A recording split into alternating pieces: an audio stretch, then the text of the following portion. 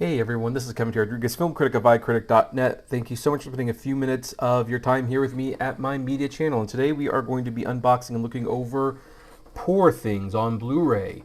This is the winner of 4 Academy Awards at the most recent Oscars, including Best Actress for Emma Stone, which has been seen as a controversial pick, but only because we wanted someone else to win. But otherwise, it's an amazing performance, and I don't begrudge the win that much. And before we get into it, I know some people are going like, well, where's the 4K? Why didn't you buy it on 4K? Guys, we have to make this pretty clear up front. This is a Disney release, which is funny when you think about the content of the film itself.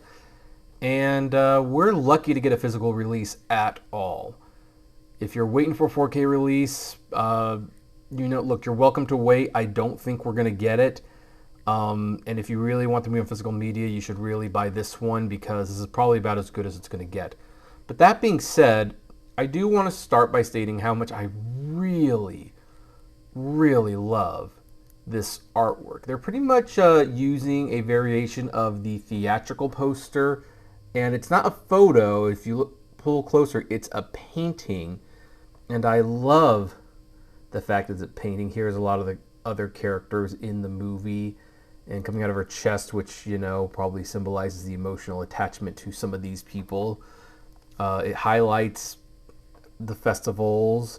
You're only going to get a Blu-ray and digital copy, no DVD, which is fine. I think at this point, we could probably retire the DVDs if there's a digital code that's involved. You have the side here, Searchlight, and on the back, we have some pictures from the movie highlighting Emma Stone, William Dafoe's very interesting makeup, and some of the sexiness that's you will find in here. There are some bonus features: Possessing Beauty, The Making of Poor Things, and Deleted Things. So I think that's their way of saying deleted scenes. This is like a roughly 2.5-hour movie. And by the way, you gotta love when Disney releases a movie that with an R rating that has all of that in it. So let's take off the cover. You can see underneath it's the same thing. Nothing has really changed. So let's open this up and see what's on the discs. I have high hopes for the disc designs. Like I know we'll probably just get like a blue disc or something of that nature, but with such gorgeous packaging, I am hoping for a gorgeous piece of artwork on the disc. We will take out the digital code because I'm going to use that digital code, and bummer. Just a typical Blu-ray, nothing too extraordinary, just the disc.